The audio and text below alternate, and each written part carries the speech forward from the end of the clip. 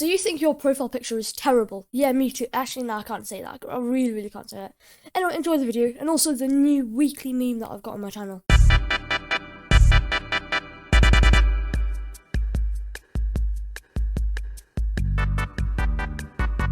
Alright, hello. So today I'm going to be showing you how to get a profile picture like this one. I'm not going to waste any time, so let's just get straight to how to do it. So first thing you have to do is you go to this site that will be linked in the description, and you have to press this button, download installer. As you can see there, minimator.exe has downloaded. And what you do from there is you literally just click on it, and then you click yes once it asks you to do stuff. And now here it will say set up Minimator and whatever version it is, and you want to accept the agreement. Next, yes, next, install.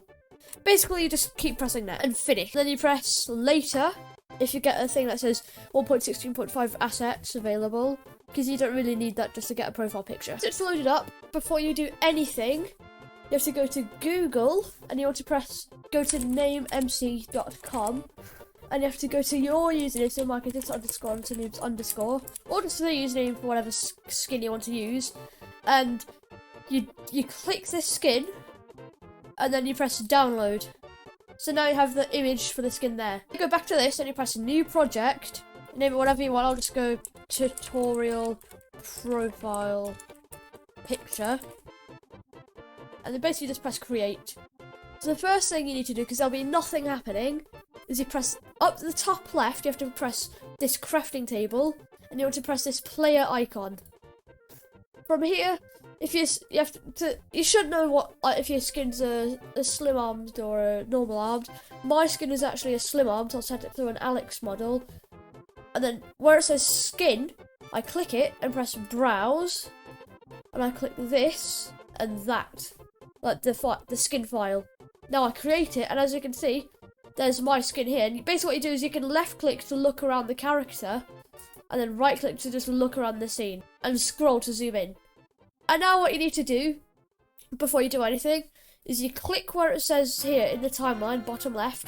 You click this little arrow, and you want to disable body, right leg, left leg, and then you go click the drop down onto body, and you click the eye icon next to head, so that only the head shows. And then from here, you need to click background, and you want to show sky off. Sometimes you have to keep show sky on, but you show clouds to off, show ground off, and show fog off. And now what you do is you kind of you zoom in, you do whatever until you get a decent looking picture. I think this kind of position is looking quite nice. So that's the one that I'm going to use. So from here, what you need to do is up here in the top left again, there is export the current frame to an image file. You click this, remove background, high quality rendering. You can have anything you want. I'll just keep it 720p, and then you press save. And then you go back to Google, and you go to this website called photopia.com, which will be linked in the description. Press new project, and I would recommend making this 3840 by 3840 pixels. This will be quite laggy, more because it's really big than anything, but basically this is so that this makes it really high quality. Now you open your files app, and you go to wherever you set it, usually will be in your downloads folder, and you just drag this in, and as you can see, if you press Control and plus to zoom in, and then you just scroll to zoom, you've got this. Obviously it's small, and there's also a watermark, so what we have to do, I just use the lasso tool and just kind of go around it like this. Obviously I know there's the other forms of lasso or whatever, or the other select. Or sometimes you need to right click this and press rasterize. Then you press Control and X. Now you can press Control D, and I'll just press delete, and it'll delete the layer. Control V, and now I just have the head on its own. Now what I do is I press Control, Alt and T.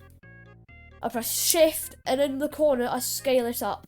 Also, again, the bigger it gets, the laggier it will be. And you kind of just center it until both the red lines there make a plus. And just like that, we've got a centered image. And before we add any effects to this, the one thing we need to do is go to a new tab and you can search up anything you want. Sometimes you can also just use a color, but for the example of this, I'm gonna use I'm gonna search on like pastel background images, and you find, let's search up like a background that looks really nice, like this one. I think this looks quite nice. So I'm gonna go here, I'm gonna Control V, I'm gonna drag it below the player, Control Alt T, and I'm going to scale it up as far as I can. Our character has a background, and this is where we can start adding some effects to our character to make it stand out a little bit more. So you double click the thing here, the one with the player on, at the right, you double click it, and this screen should appear here. The first thing I recommend you add is the drop shadow. You click it, and then you click on the menu, opacity 100, and if you really want you can leave it just like that, but I actually like to make it, just edit it around a little bit, and this just determines how big your shadow is going to be, and just like that you can see how much more it pops out in comparison to how it did before. But the other effect that I like to add is I press Inner Glow, I click it, change blend mode from screen to overlay, and then down here where this color is, I turn this to just white. The only reason this is lagging, by the way, is just because it's a really, really big image that you're working with, but this helps get really, really high quality. So you want opacity 100, and now what you can do is you can make it as big as you want, and as you can see, it's got this little like effect on the outside. In my opinion, just makes it look so much better. And this is an optional one, but I just personally really like that. So press OK, and just like that, we've got the actual image. Now what you have to do is you right click any layer and you flatten image, and then you go to where it says File, Export As, and PNG. You click this, and then as you can tell, really, really good. Make quality maximum. Make sure it's all the right things. 3840 by 3840 PNG. Don't use palettes is on. Off. Make sure that's off, and press save. Alright, so thanks very much for watching. Hopefully you enjoyed. This was a very quick tutorial, I think, but recently a lot of people have been asking me how I made it, so here you go. Anyway, goodbye.